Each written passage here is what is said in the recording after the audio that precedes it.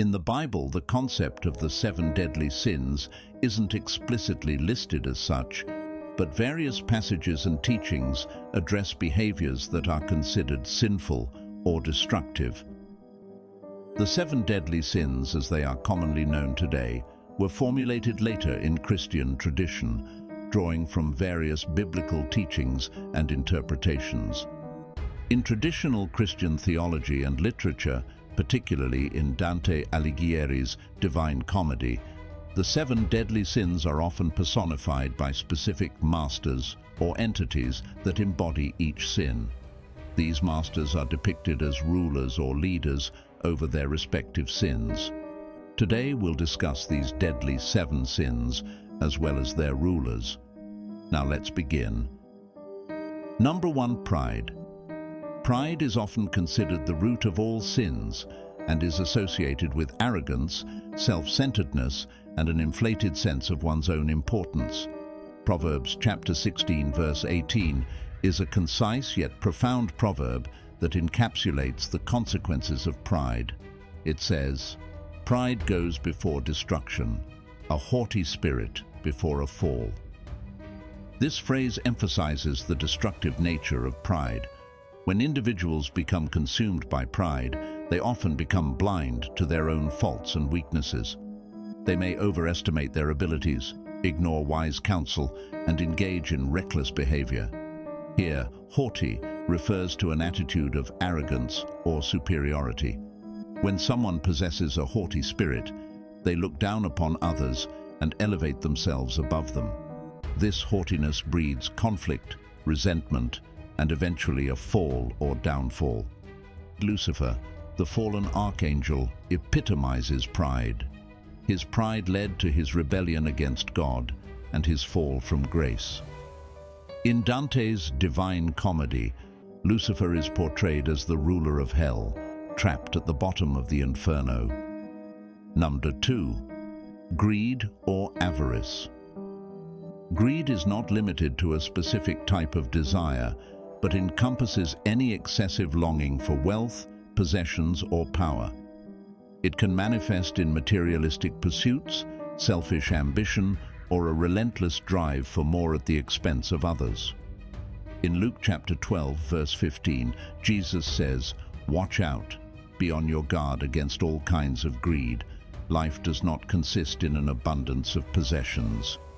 Here Jesus warns against greed, cautioning his followers to be vigilant against all forms of excessive desire for wealth and possessions.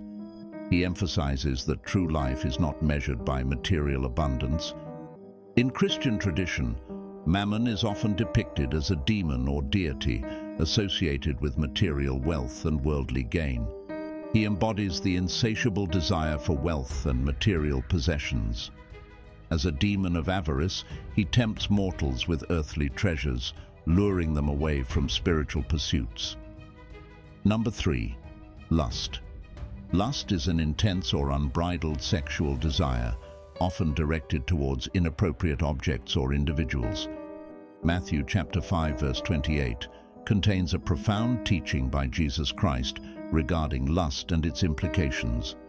Jesus says, "But I tell you that anyone who looks at a woman lustfully has already committed adultery with her in his heart." This statement by Jesus emphasizes the seriousness of lustful thoughts. He equates looking at someone with lust to committing adultery in one's heart. Essentially, Jesus is teaching that harboring lustful desires is morally equivalent to the act of adultery itself. This underscores the importance of purity of heart and the need for self-discipline in controlling one's thoughts and desires. Asmodeus is a demon associated with lust and is often depicted as a powerful seducer or tempter in various religious texts and folklore. His influence leads individuals astray, indulging in carnal desires without regard for moral boundaries. Number 4. Envy. Envy is the desire for what others have, accompanied by resentment or bitterness towards those who possess it. Proverbs chapter 14 verse 30 says, "A heart at peace gives life to the body, but envy rots the bones." Here, the life-giving effects of inner peace is compared with the destructive nature of envy. It suggests that while a peaceful heart nourishes the body, envy corrodes it from within. This proverb serves as a warning against the harmful effects of jealousy and resentment, urging individuals to cultivate contentment and gratitude instead. In some interpretations, Leviathan is associated with envy due to its depiction as a monstrous creature filled with resentment and jealousy. This monstrous entity embodies the destructive nature of coveting what others possess. Number 5. Gluttony. Gluttony involves excessive consumption of food or drink, often to the point of waste or harm to oneself. Proverbs chapter 23, verses 20 to 21. Do not join those who drink too much wine or gorge themselves on meat, for drunkards and gluttons become poor, and drowsiness clothes them in rags. Here these verses underscore the importance of temperance and moderation in all aspects of life, including eating and drinking. It warns against the dangers of gluttony and drunkenness, which can lead to poverty, deterioration of health, and a diminished quality of life. Instead, it encourages moderation and self-control in all aspects of life. Beelzebub, also known as the Lord of the Flies, is often associated with gluttony in addition to other sins. In some traditions, he is depicted as a demon of indulgence and excess, leading mankind down a path of self-destruction. Number 6. Wrath or anger. Wrath encompasses uncontrolled feelings of anger, hatred, vengeance towards others. It often leads to destructive actions or harmful behavior driven by intense emotions. Ephesians chapter 4, verse 26 offers concise guidance on handling anger in a constructive manner. It says, "In your anger do not sin. Do not let the sun go down while you are still angry." In essence, Ephesians chapter 4, verse 26 urges individuals to acknowledge and manage their anger in a way that honors God and promotes peace and reconciliation with others.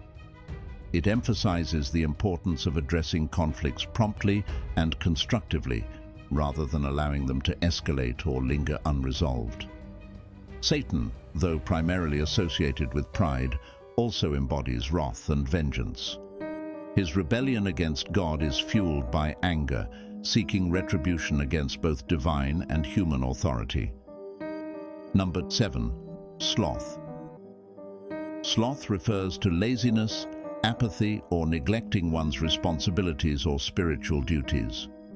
It involves a lack of motivation or effort to engage in meaningful activities or fulfill one's obligations.